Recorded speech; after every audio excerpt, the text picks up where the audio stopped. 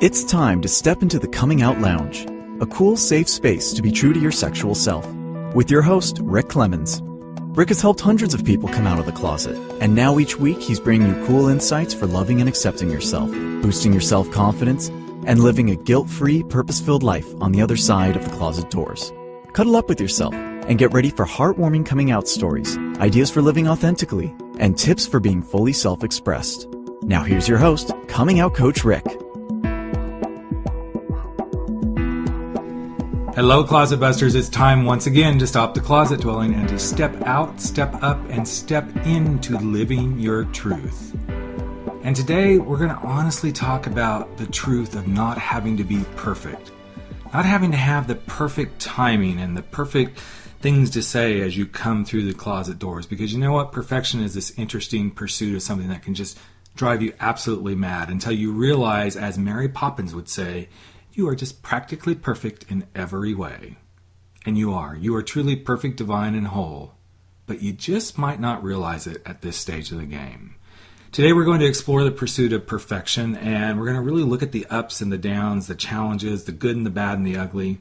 Because one thing I know for sure is there will never be a perfect time, and you will never be the perfect person as you come out of the closet. You're going to just be doing it when you're ready.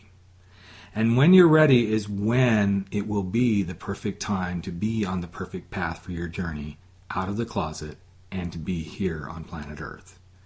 And today I brought someone pretty special to me in to have this conversation. She's a good friend of mine. She's a fellow coach. We do a lot of girlfriend chats together when we need to help each other out. And her name is Peuvrelle. She is an awesome, awesome coach. And the reason I brought her in is because she knows quite a bit about this perfection stuff. She spent a lot of her life trying to be in the perfection spotlight, only to realize she was practically perfect just the way she is. She's helped many, many, many different people from many walks of life. I'm talking professional athletes, Hollywood directors, stress out execs, high school students, all dial into being exactly who they're meant to be in their own perfection. She uses performance psychology, she does NLP, she does meditation, she does lots of different things to help people really step in to being who they truly are. And that's why I wanted to bring her on so we could talk about being practically perfect in your gay and lesbian life. So, welcome to the show, my good friend Katie. Thank you, Rick. I'm so excited to be here with you. Me too, and we've talked about this for months, and finally we said, okay, we're going to do this. We're just going to get it done. We sure have. So yes, we're just going to do it. We're going to do it. We're not going to worry about what others are thinking because we're not going to worry about the perfection or the lack thereof in this perfected, podcast, I guess we could say. We'll see what it'll be. So let's kind of roll backwards. Just that way it's going to be perfect, right? Yeah, let's kind of roll backwards because one of the things I didn't bring up in your bio as I was reading it and talking about it was this perfection thing. I guess I kind of alluded to it, but this really started for you at a very young age, didn't it?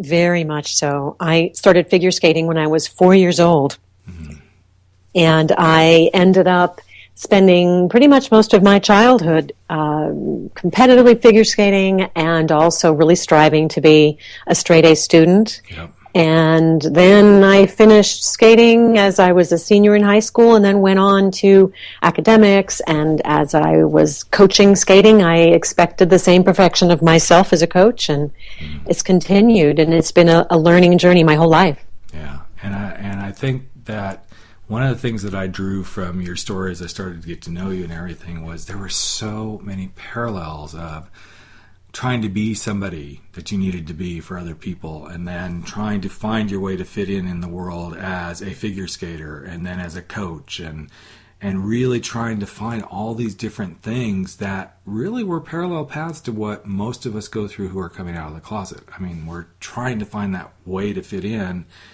and yet we want to be perfect about it. So as you work with people who are really struggling with perfection, what is that thing that always seems to be like one of the big stumbling blocks for them in the perfection world? Well, I would say most of the time it's feeling that like they need to be something that pleases the outside world or to be someone that someone else thinks they should be. Yep. So you look back in my skating life, as I was a performer, I was never really me skating or performing to music in that beautiful costume. I was always a character, or I was always someone that needed to execute the perfect double axel. Mm-hmm. So there wasn't an opportunity to just be me and be flawed, if you will. So many people that I work with come to me having similar experiences, or I think pretty much anybody has something similar in some way they can relate to, not maybe having been completely in a situation where they could let go and be themselves and have themselves be loved exactly as they are, not for what they do and how well they do it. Well, something you just said is very, very poignant. Love for who you are, not because of how you do something. And exactly. This is a big stumbling block in the coming out process. Mm-hmm. We don't seem to be loved for who we are. Suddenly, the moment we say, okay, we're gay, then everybody else says, well, but wait, you just disrupted our comfy couch, cozy sitting together. I can't be with you in this way. And I'm not saying everybody does that, but for a lot of people, the people they share with, this will come up for them. And it sounds like the same thing happens when you're in the professional athletic world, or really anywhere. I mean, some of the people you're working with, there's some pretty high-ranking sort of people, so they kind of live by this day in and day out, don't they? They do. They live by this because they're always being, or feel that they're being judged for their performance. They're all in some level of what they perceive as high performance. And so, especially in those arenas, it's particularly easy to kind of lose yourself and feel like you do have to be perfect, or you have to perform in a perfect way so that you're loved. And I think what I like to look at is that really we're all performing, if you will, in air quotes, in some aspect of our lives, because whenever we do anything we do, it is somewhat of a performance. So I use performance kind of loosely in that sense. Yep. So whether we're having a difficult conversation, whether we're making a choice to make a change in our lives, all of those we're doing something that if we bring to it our full selves, our unique self, who we really are, it changes the game completely. And then we begin to find inner peace because we're honoring who we are as opposed to honoring someone we think someone else wants us to be.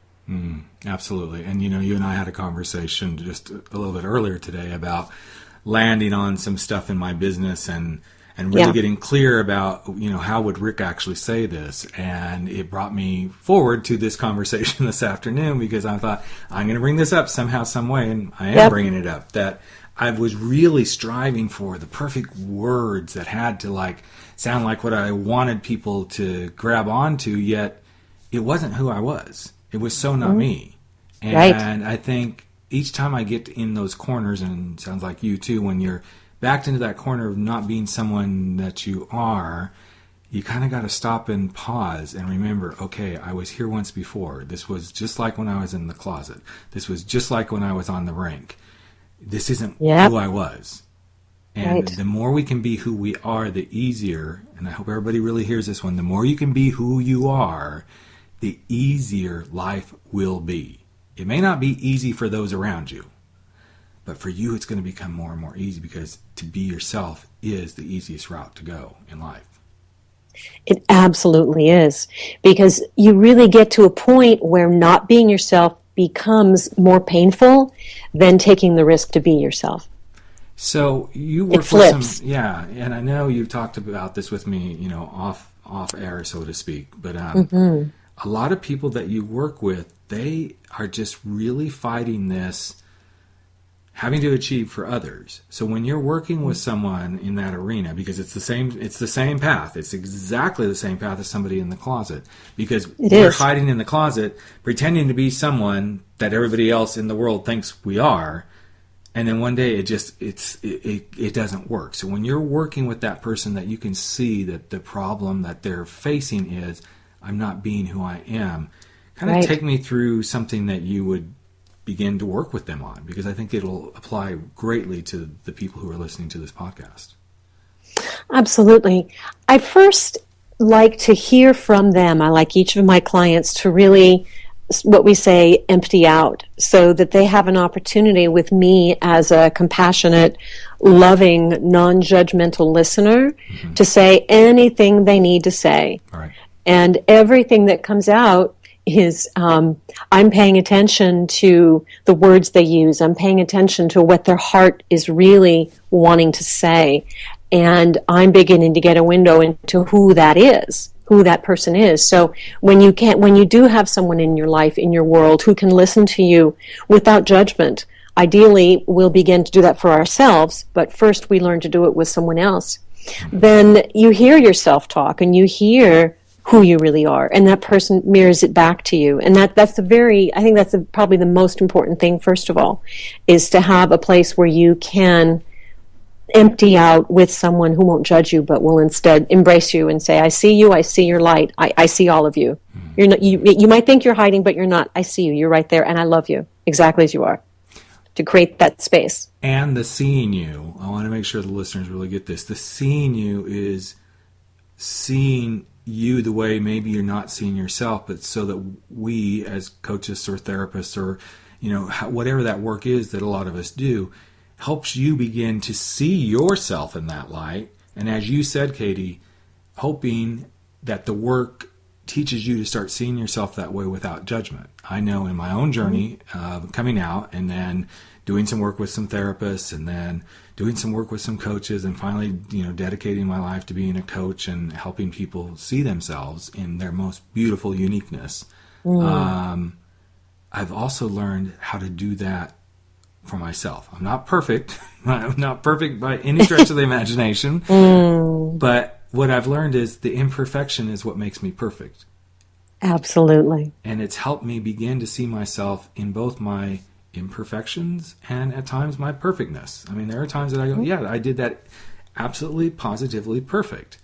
Right. But if we don't have someone to help us see this, it becomes a really daunting task.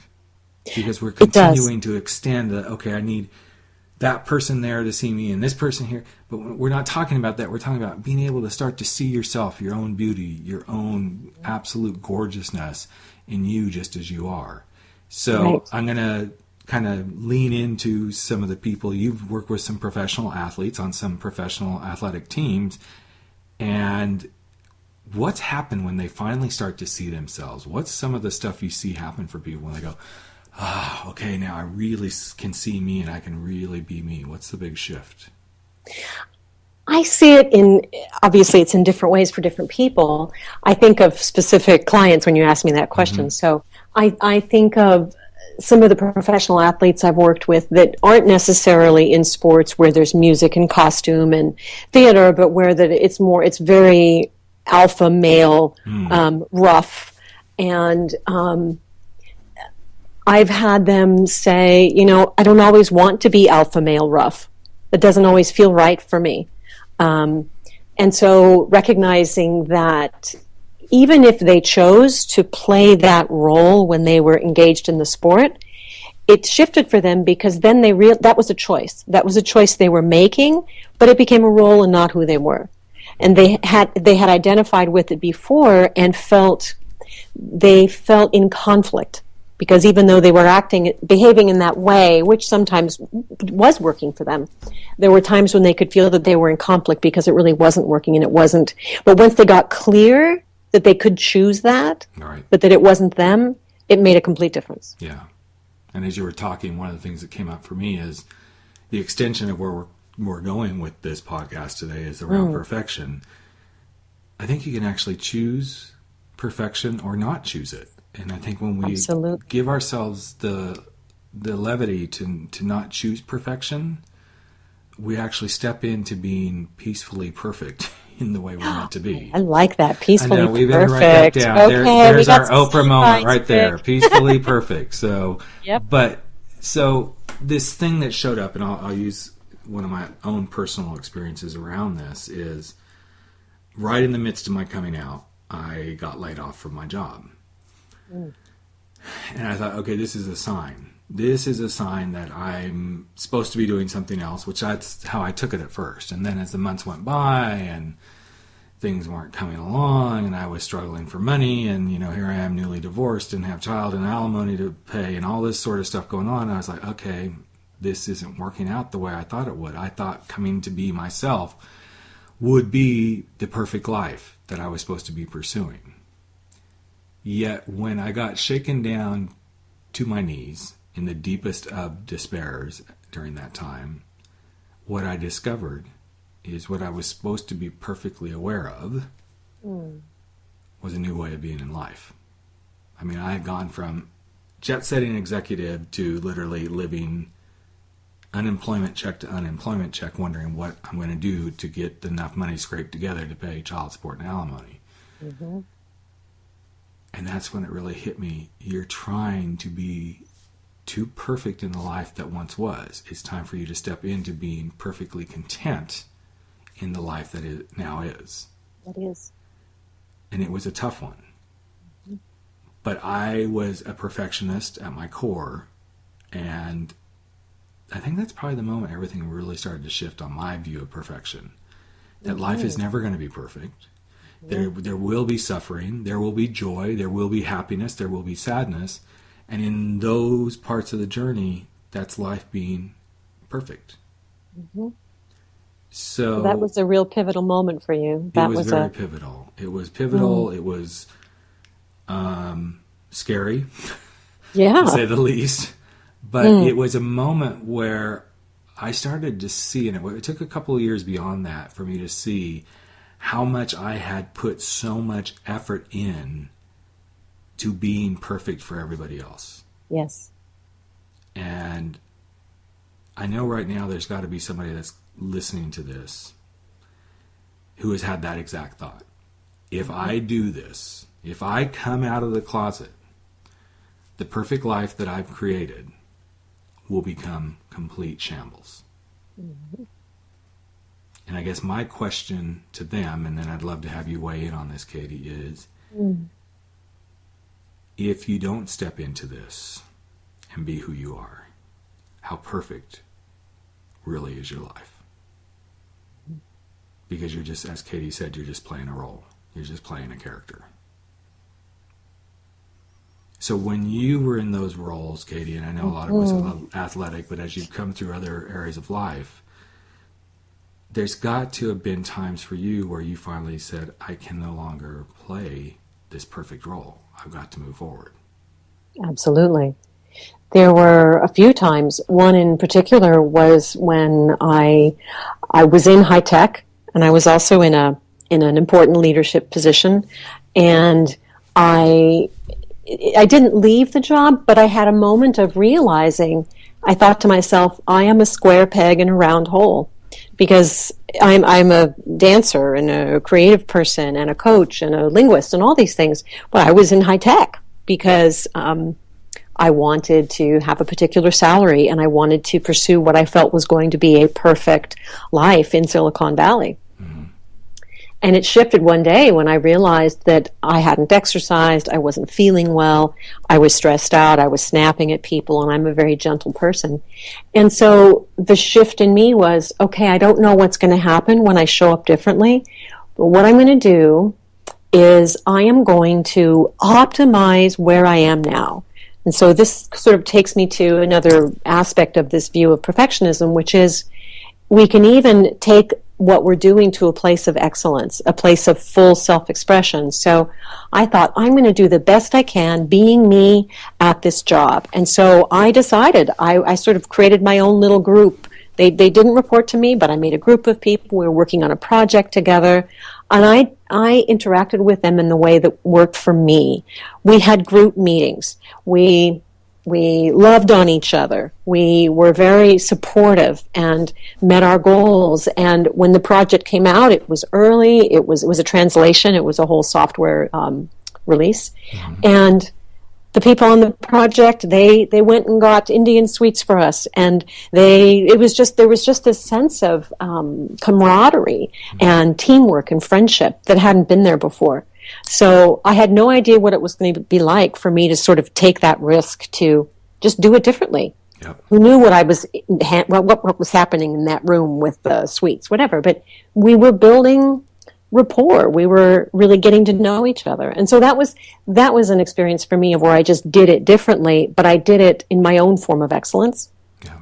And then I ended up getting laid off, and so that was great. And then I really got to do my coaching full time. Something you just said kind of got me to thinking about what the opposite of perfection really is. And a lot of people would say, well, of course it's imperfection. And I thought, no, the opposite of perfection is uncertainty. Because if it's perfect, it's certain.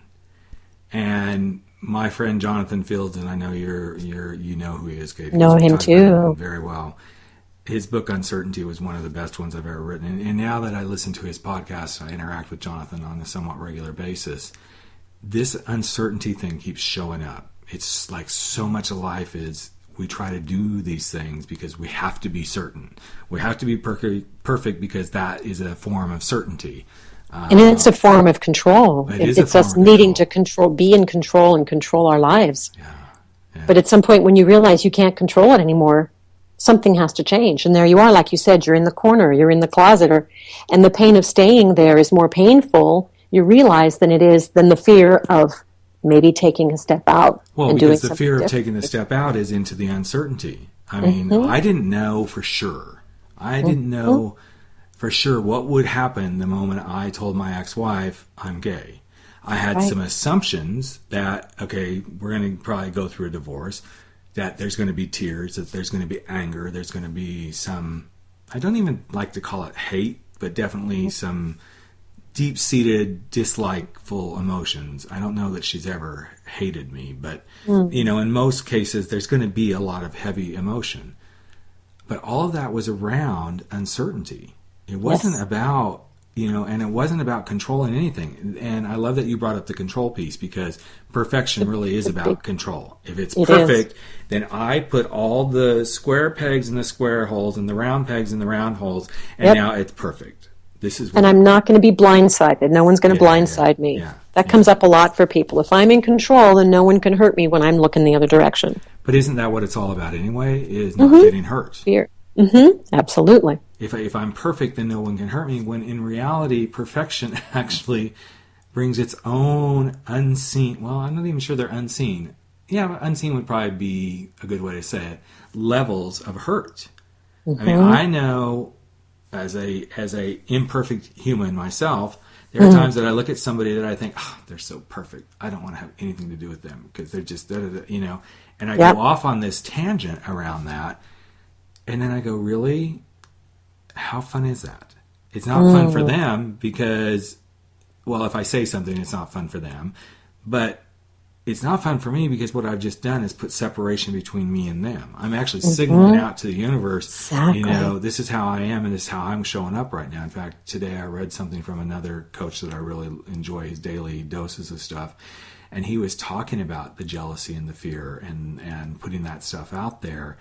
Instead of just embracing that this person is showing up in your life with their success or their happiness in their relationships or whatever it is, they're showing up. What if we look at that from the perspective so you can see what's possible for you? Right. And I think this is sometimes when we try to be perfect, we miss what's really possible for us because we're too busy being perfect or striving controlling. For that. Yeah. Right. And a lot of your experience has been around that controlling, right? As an athlete, it was very much the coaches. You do this and you do this. In fact, as a dancer, I think of you every time I see this commercial. And I have a short career in dance too. We've talked about that. But there's the new, I don't know if it's Citibank or Visa or whatever, but it's the Rockettes commercial where the Rockettes are on stage and they barely get doing something. They go, nope, start again. They start, nope, start again. And I'm like, oh, I remember those days, and those were like my worst nightmares. I mean, not that I was a Rockette. Okay, maybe I wanted to be a Rockette, but... You want to be Rockette. Yeah, exactly. But it comes back to that perfection and having to be in control. And for you, I know that was a big thing as you went through all these experiences in dance and figure skating and all that. There was a lot of feeling control. And school academics. Absolutely. And it's interesting, the irony of perfection is that it really doesn't exist. So, because it's what I like to call it is it's like chasing infinity. It's something that you can never reach, and you get to a point where you realize that it's futile. And that's when I see people just kind of like, okay, drop their arms, and then like, I can't. I can't control it. I can't go forward. I can't go back. Where do I go? I'm stuck. They perfected themselves into a corner, but it's something that can never be reached. And so this is sometimes why, people will end up saying that I tell myself in my head, I'm not good enough. They'll have that limiting belief about themselves that they're not good enough. And that's very common for perfectionists because that's kind of what they think, because they can never reach perfection. So they're never going to be good enough for anyone else, but it's ultimately for themselves. But so what you just said is interesting too, because if they're stuck in this place where they can't go forward, and they can't go backward, the first place my mind went, then they're supposed to be right where they're at, which is in the present. In the present. Being with whatever they're feeling and whatever is coming up. But that really sucks. It really sucks having to be with your stuff, right? But it's a great reframe for being stuck. It is a great reframe. It's like, okay, here's where you are. This is what you're supposed to be paying attention to. Absolutely. I mean, going back to my friend who puts the daily dose out that I love so much, I mean, he said, all those people are around you because you're supposed to be seeing what this means for you right now in your life. How you're being present with that. And I know this is a big struggle for a lot of people to go, okay, this present moment stuff is just really mind-boggling. But if you test it, and you try it by little doses, like a simple way is to just pause. I mean, I'm going to even do it just now in this podcast. I'm going to stop talking for a moment, and I want everybody to just be right where you are, and then I'll say, okay, now break. So here we go. Okay, we're done. How hard was that to be in that? Because I didn't even give you enough time to really get into it, but in that moment, it was quiet. Yeah. But as soon as it gets too quiet, then the mind starts going and saying, okay, we're supposed to be doing, okay. But if you start to practice this, and especially those of you who are coming out, considering coming out, maybe you just came out, find these moments to literally be in the present. Yes, you're going to have fears about what's coming. Are you going to fit into the gay culture? Are you going to have any friends when this is over? Is your family going to ever embrace common fears? All of that is about, as if you step back and really look at what I just said, it's about perfection in some way. Are they going to accept me? Well, then if I'm this way and I'm perfect this way, then they'll accept me. Just be present to, I would like them to accept me, and if they can't, then I move forward. I keep going. So as a quote-unquote recovering perfectionist, I'm curious, what are a couple of things that you use to keep yourself or get yourself out of that space? Because it shows up, I'm sure. It still shows up, right? Absolutely. Well, I've been doing a lot more writing, as you know, and one thing that was the most interesting process was to write about my writing and write about the perfectionism as it came up. Yep. And then I sort of was watching myself being the perfectionist. So, and that was actually really healing because I didn't judge it. I just stayed in it. I was writing about it. I went deep into it. Okay, this is what it feels like. This is what it's like when I write a sentence and I don't like it. And then I could write about my feelings and delve into that. So that was very healing. And I think the other thing I'm giving myself permission to do, I alluded to it earlier, was we may not go towards perfection, but to allow myself places where I can do something of quality, because a job well done is meaningful to me. So recognizing that that is something that I can do, as opposed to feeling like, okay, it has to be the perfect job or it has to please everybody. But if I come from that place of, I want to be my best self, I want to show up and make, so what I often say is that effort trumps outcome.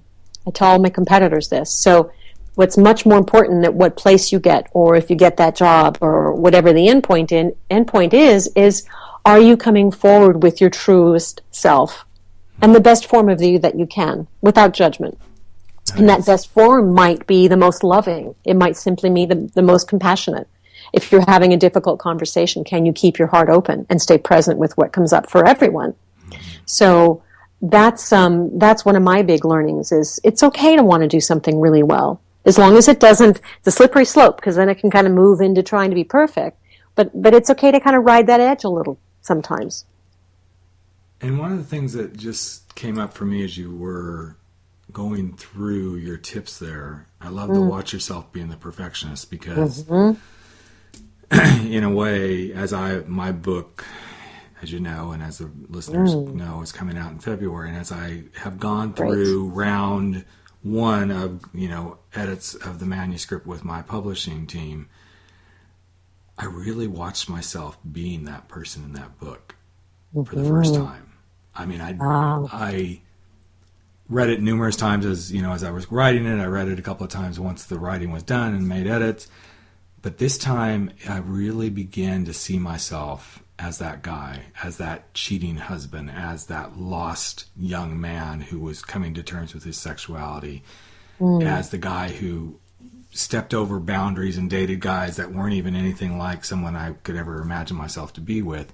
The watching yourself is a huge, huge just benefit to stepping into being yourself, number one, and to letting go of perfection. Absolutely. Because you see yourself for yourself.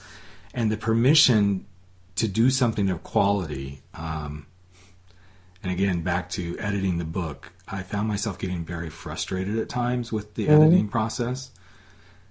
And then I said, wait a minute. I don't think there's a book that's ever been put out that there's not some mistake, some grammar mistake, some spelling mistake. Even some of the best writers, and I know because I was just reading one of my favorite authors, John Grisham, the other night, and I came across a typo in his latest book. And John Grisham. Yep. Exactly. I just want to go, even John Grisham, And actually, I think there's a typo in Oprah's latest book too, but I haven't called her yet. We're not on that kind of level where I can call her and say, that's baby, soon to come. so yeah, exactly. I wanted to mention... Go ahead, jump in.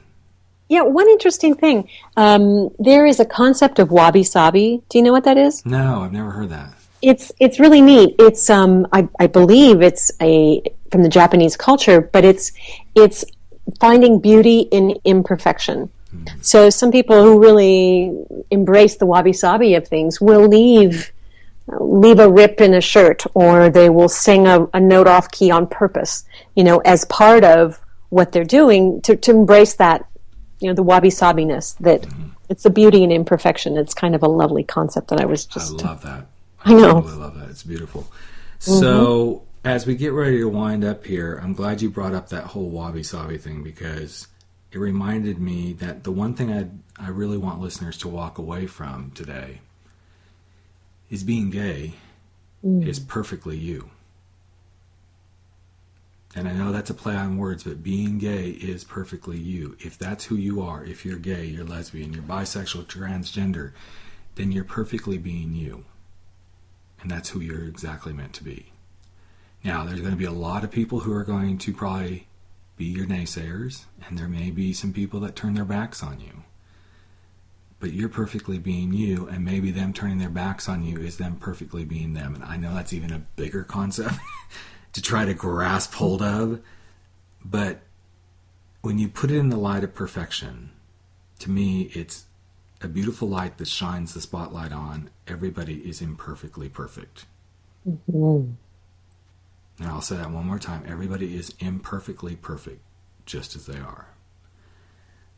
And I remember when my coaching instructor was going through some different things, and she said, even the guy who just murdered a person, or 20 people in a movie theater, or 100 people in a concert in Paris, they're doing the best with what they've been given, because that's all they've been given.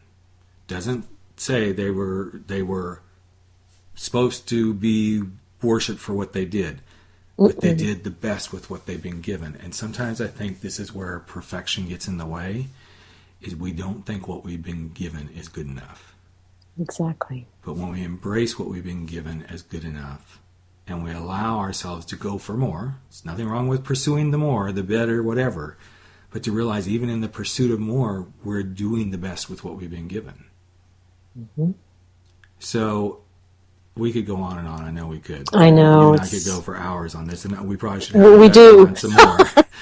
But we've kind of come full circle from, where we started talking about some perfection stuff and then putting it into some new lights. But as someone who is, and I'll say it again, the recovering perfectionist, if somebody's really struggling with this coming out process and realizing in their mind that, this just is, it makes me so imperfect. I'm not the perfect person because of this. What would be something you would say to them to just really come to terms with their own perfection in the world just as they are? Just as they are. What was coming to me as you were talking was that regardless of what you think about how you are being, you are who you are anyway. You are always being you. We sometimes think we're playing a role, but we really are being who we are. And I think the first thing to do in the process is to not turn your back on yourself. Because when you think about coming out, I know there's so much fear of who's going to reject you, who's going to turn their back on you, people who are attached to you behaving in a certain way or playing a certain role or being in a certain way in their lives. But that's, as painful as that might be, it would be more painful to turn your back on yourself. Mm-hmm. And when you stay with yourself and you honor yourself, you will get yourself through it. Yeah, I love what you just said there. It's more painful to turn your back on yourself because it's very much so the truth. And the thing in coming out is we have done that for so long by hiding in the closet. I mean, we kind of know who we are. And for those of you who are just still trying to figure this out, please don't take that as a criticism. You are turning yourself back on yourself because right now that may be the best you can be. Mm-hmm. And it may take you years to get past that. It may take you a lifetime. Some people will never get past that, and that's okay because you're just being who you are. But realize that you can, if the desire and the drive is there to step into the next phase of who you are, it will present itself and will give you that opportunity to be who you're meant to be. And I think that's the one thing that if you can just realize the pain will drive you to where you're supposed to be. For some, it may never get you out of the closet. For others, it will get you there very quickly. And for others, it may take you years to get through that. But the more you trust yourself to always be yourself in the way you're meant to be, then you're perfect just as you are. Just as you are. Absolutely.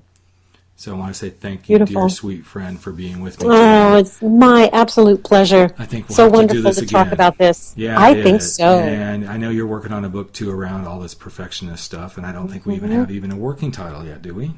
I'm thinking about Beyond Perfect. Ah, I love that. Love it. Yeah, something like that. So that will be great. Maybe what we'll do is when that book's getting ready to come out, we'll bring you back on because then you will be beyond perfect of getting your book out and allowing yourself to go with whatever comes through it. And exactly. That'd be really awesome.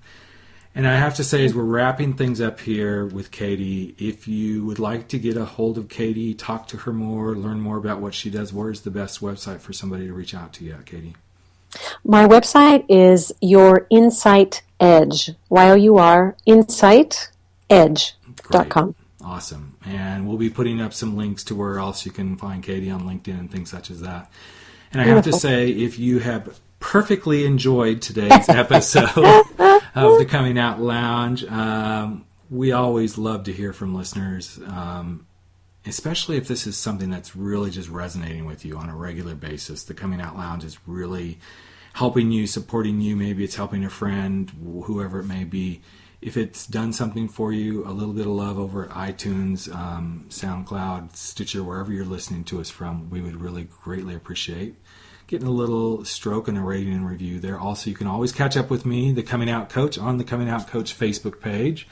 And if you are into tweeting, every so often you'll see about 500 or so tweets a week coming out of myself. But we'd love to see yours. You can always use the hashtag The Coming Out Lounge if you're referring to a particular episode or anything like that. And I think we've pretty much covered all the social media stuff for this show. So excellent. I think, as we always say at the very end, we're going to go with the perfect ending, which is we want you to just go out there, never stop stepping out, stepping up, and stepping into living your powerful truth.